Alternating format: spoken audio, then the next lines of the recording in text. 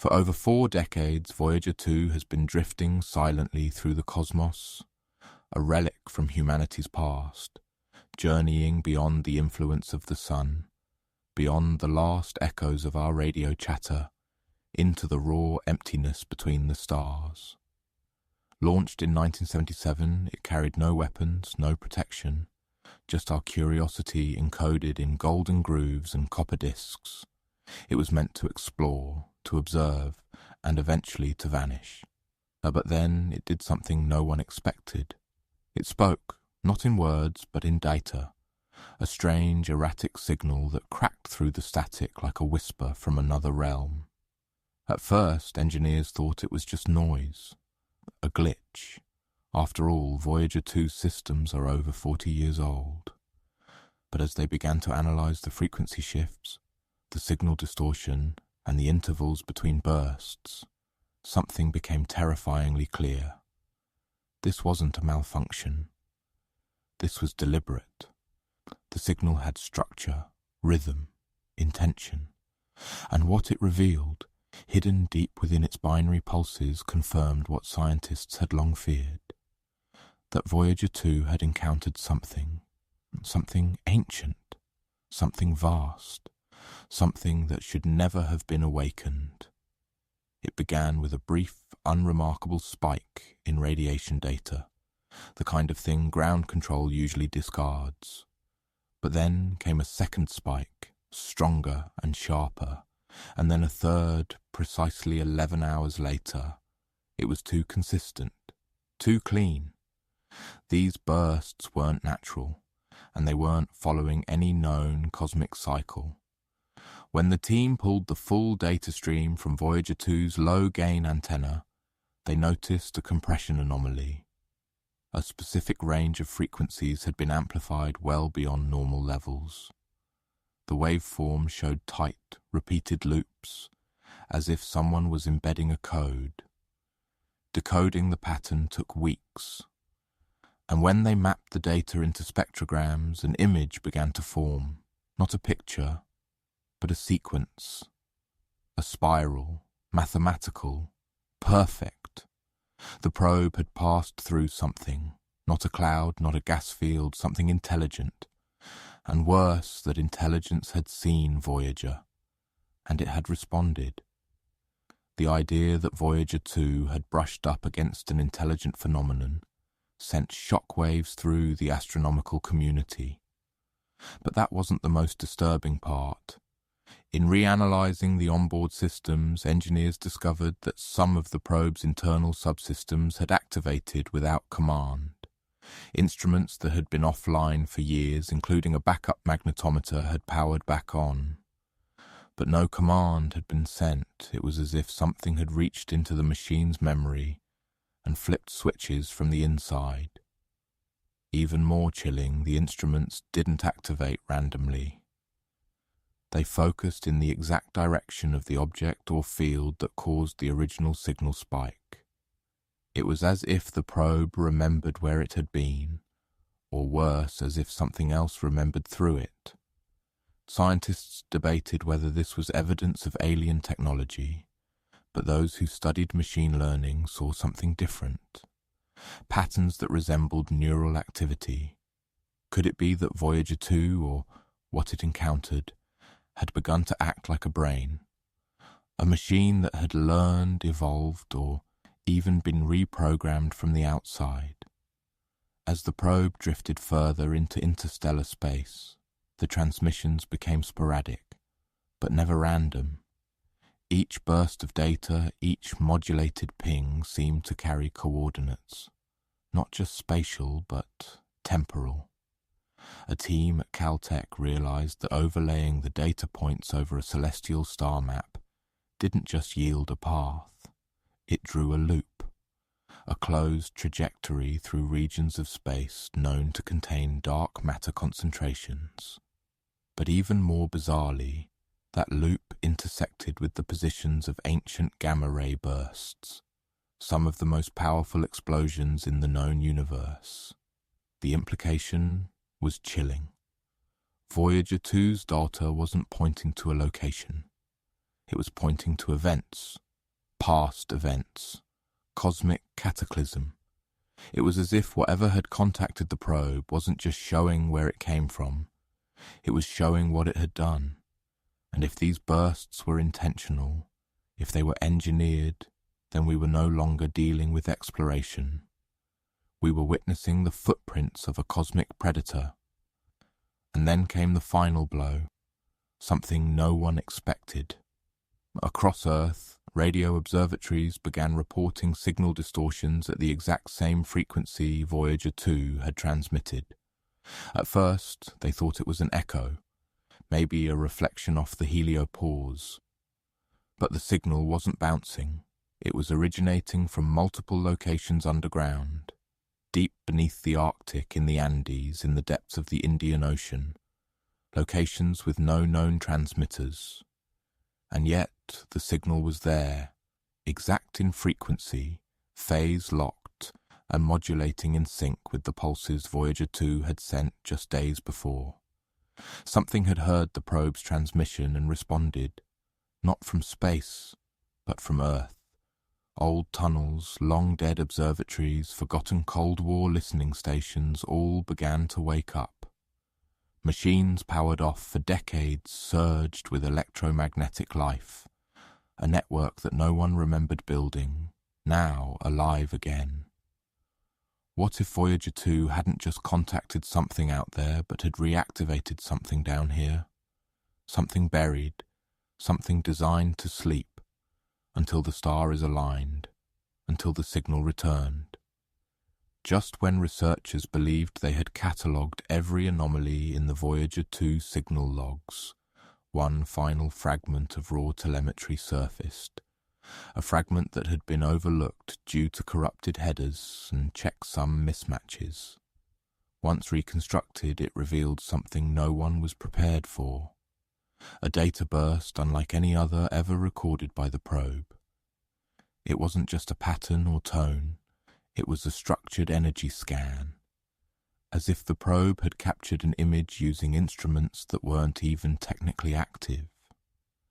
This data, when processed using AI reconstruction algorithms, generated a 3D volumetric map of what appeared to be a solid structure, symmetrical angular, unlike anything of natural origin, floating in space alone, massive but not just massive, manufactured.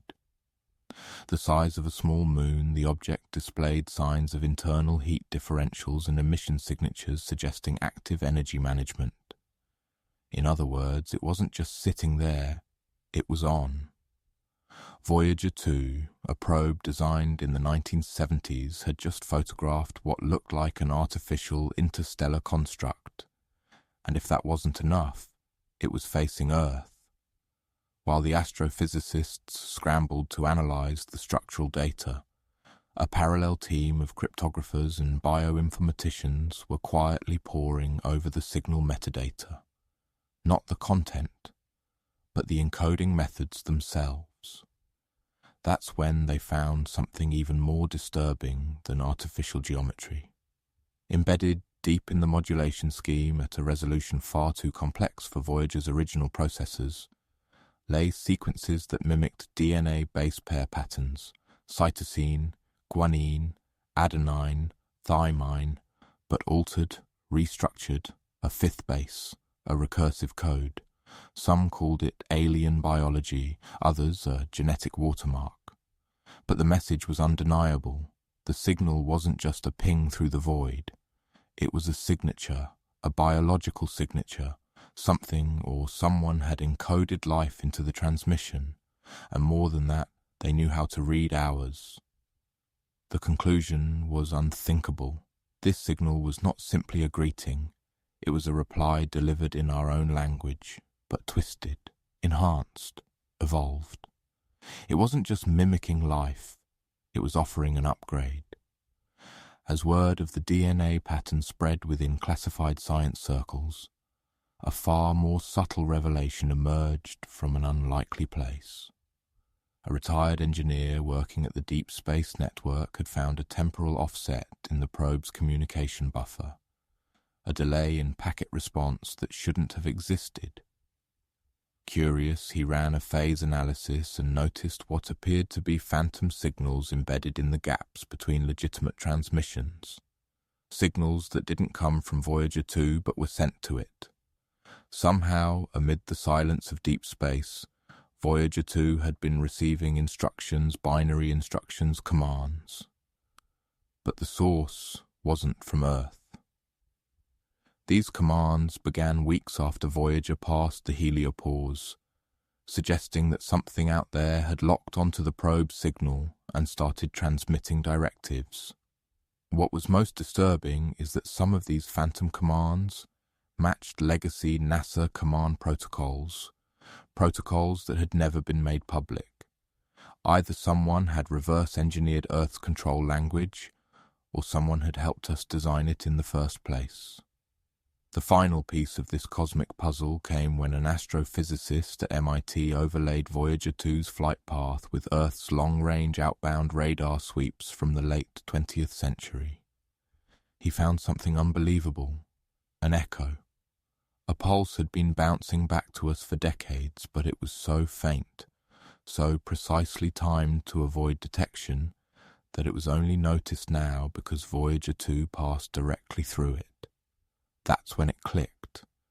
The signal Voyager 2 detected wasn't random. It was part of a loop, an interstellar circuit. Earth wasn't just listening. Earth was transmitting, and Voyager 2 had become the key. The relay, the decoder, it hadn't been launched into darkness. It had been sent to complete a conversation that started long before we understood what we were saying. And now, with the circuit complete, something on the other end had hurt us. The loop had closed, and whatever was listening was ready to respond. While the scientific world focused on the transmission structure, a handful of linguists and cognitive scientists took a different approach. Instead of analyzing the what, they studied the how, and what they discovered changed everything. The cadence of the pulses, the intervals between them, and the recursive nature of the data suggested not only intelligence, but intention. Someone, or something, was trying to speak not through symbols or pictures, but through process. A language of logic. The very act of decoding the message was the message itself. It was like a test, a key that required thought to unlock, and only those with sufficient reasoning could understand what came next. Embedded within that recursive logic was what appeared to be a choice, a binary fork. Two options, one led to silence, the other to connection. The team at JPL was divided. Should we respond? Should we follow the path?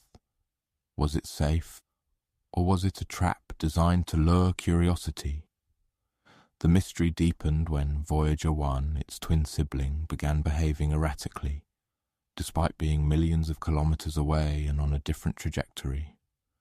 Telemetry logs showed sudden fluctuations in orientation, unexplained system resets, and most strangely power readings and instruments that had been dormant for decades, as if something had remotely activated them. But here's where it got worse.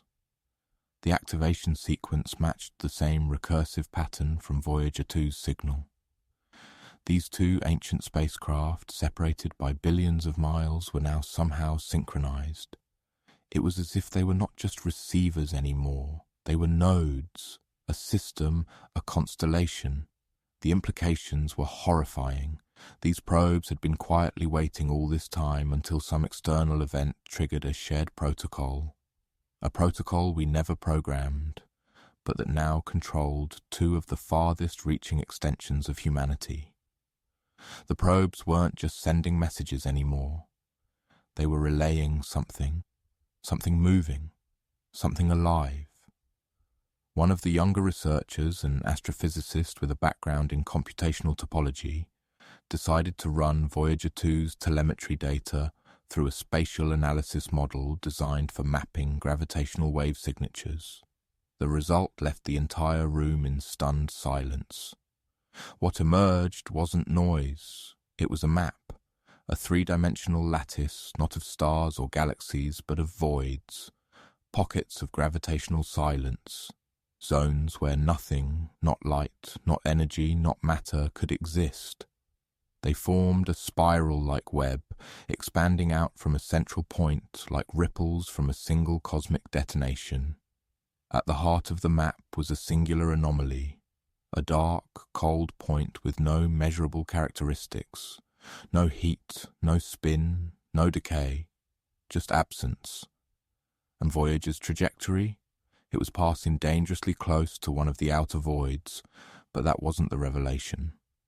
The map also showed Earth's position, not in the centre, not on the edge, but on the path of a coming event. Then came the most unnerving discovery yet. In a seemingly unrelated archive of deep space photographic data, long considered noise, an intern noticed a faint flicker that repeated at exact 1.33-year intervals. After months of overlaying historical imagery, it became clear something had been watching Voyager, not for days, not for years, for decades. An object, blacker than the background radiation itself, appeared in multiple infrared images, always at a consistent angular offset relative to Voyager 2's trajectory. It never changed position, never emitted anything, never drifted. It was fixed, as if anchored to something beyond normal physics. When its angular size was calculated, the object turned out to be massive, easily larger than Earth's moon, and its surface, smooth, featureless, designed. Scientists stopped calling it a mass and began referring to it by a chilling new name, the Eye, because that's what it behaved like. An unblinking observer, silent, patient, and most horrifyingly, awake. Amid all the structured noise and data, researchers found a frequency embedded in the signal that they initially ignored. It wasn't in the radio band or plasma wave spectrum. It was ultra-low, almost geological in scale. The signal was pulsing at a rhythm consistent with resonance in planetary cores, a vibration so deep and slow that it could influence tectonic plates or disturb magnetic fields. And it wasn't just detected from Voyager 2's location. Subtle echoes of the same frequency were being picked up on Earth. That's when geophysicists got involved. What they found was disturbing. Seismic sensors located in the deepest, quietest parts of the planet had been registering unexplained pulses synchronized with Voyager 2's signal. As if the transmission wasn't just reaching Earth, it was activating something inside it. Some suggested it was just sympathetic resonance. Others whispered darker theories. What if the frequency wasn't reacting to Earth, but was meant for it? What if the planet itself was being tuned, like an instrument? At the same time, instruments at the South Pole Neutrino Observatory began detecting anomalies, ghost particles that shouldn't have been there. Neutrinos, particles that barely interact with matter, were arriving in patterns. They weren't random. They had timing, a rhythm, and when cross-referenced with Voyager 2's telemetry timestamps, the correlation was undeniable. The neutrino flux was mirroring the plasma signal, but neutrinos aren't supposed to carry information like that. It was like someone had discovered a back channel of physics itself, a way to send messages through particles that ignore normal matter. What made it worse was their origin. The stream didn't come from the direction Voyager 2 was facing. It came from behind it. Something was following the probe, or worse, using it as a reflector, a bounce point, an echo in the coldest particles known to science. And if that's true, then Voyager wasn't just transmitting. It was being used to map us, study us, maybe even signal that we were ready. Inside a hidden lab at Caltech, engineers running Voyager's legacy control code on emulators began noticing something strange. The system behaved differently when isolated from Earth's uplink. Voyager's software, ancient, primitive by today's standards, had somehow evolved. New subroutines appeared in its firmware, ones that weren't there in the original blueprints. These weren't just anomalies. They were self-replicating algorithms coded with patterns resembling recursive AI logic. But that made no sense. AI of that complexity didn't exist in the 1970s, and Voyager's processors shouldn't have been able to run them. Yet they did. The commands weren't inserted by Earth, nor by any known external transmission. The only possible explanation was that Voyager had written them itself, either influenced or infected. And if it could rewrite its own code, could it also rewrite ours? Could that same code, when studied or downloaded, embed itself into the very systems we use now?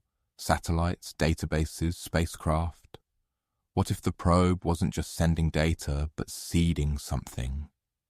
In one of the most mind-bending turns of the investigation, a team of theoretical physicists ran a temporal model of Voyager 2's path through the gravitational fields of the outer solar system. What they found was terrifying. The probe had passed through a frame-dragging zone, a relativistic boundary where space-time is distorted by gravity. Normally, this would mean nothing. But in Voyager's case, signals from a specific segment of its journey arrived on Earth before they were actually sent. In other words, we received data from the future. It wasn't a glitch in transmission. It was a mirror, a loop, a message from tomorrow bouncing back through curved time. And in those future packets, hidden in layers of checksum and noise, was a date, a timestamp, one that hasn't arrived yet. But it's coming.